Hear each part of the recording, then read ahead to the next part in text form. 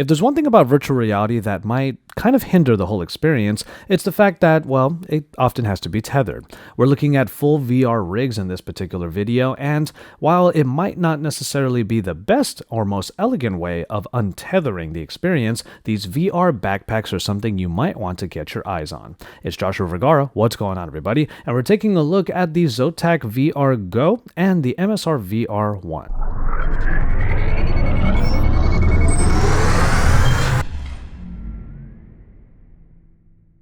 Now, there's a reason why I'm putting these two backpacks together, and it's because they've actually been available for a little bit of time now, but it was at Computex 2017 that I was able to actually use the both of them. Now, essentially, both of these backpacks are going to be small form factor rigs that are made specifically for VR content. You could pretty much use these computers as full-on desktops if you wanted to, but of course they are strapped onto your back and are made to untether the experience of, in particular, the HTC Vive. Let's start with the ZOTAC, which was one of the big demos at Computex, and at their booth they had us do a boxing demo, which you can see us getting strapped into right now. Now, while I'm getting the backpack put onto my back, let's talk about the specifications. The Intel's Core i7 is the CPU with NVIDIA's GeForce GTX 1070 GPU and 8GB of memory. As far as storage goes, that can always be upgraded, but this one comes with 240GB in a solid-state drive. But of course you need high-powered batteries. Two of them power the ZOTAC VR Go, rated at 95 watt-hours each at 6600 milliamp hours. Now, these batteries can be hot swapped. You can take one out and charge it while the other one still powers the experience. Now, as far as the experience goes, it is nice to have an untethered experience and be able to move around, especially in the HTC Vive world, without worrying about the cords pulling me back. And as far as the backpack experience goes, as long as I had the straps as tight as possible, then I didn't really feel it moving around a whole lot. It's not a heavy rig by any means, and it does look kind of crazy when put on because obviously I have a computer on my person, but overall it was a nice experience that allowed me to have the HTC Vive in a full movement fashion.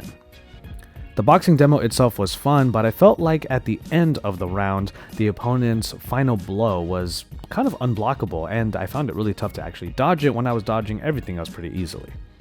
Now, the VR Go Backpack PC is on sale in the US already for $2,000. That sounds like a lot of money, and in reality it is, but what you're getting is a fully spec'd out computer with a 1070 GPU that allows you to kind of put it on, literally, and it's an experience that is different from any other computer that you might be using for your VR rigs already.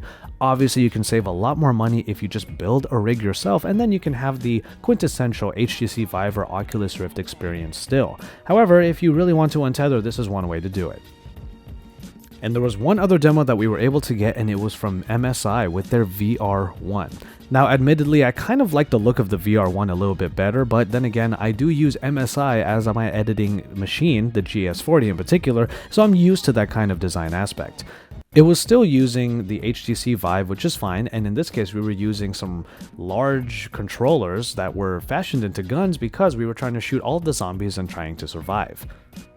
So while you're watching this clip right now, let's talk about the specifications. The configurations start at $2,000 and then jump up to higher configurations at $2,300 in the US.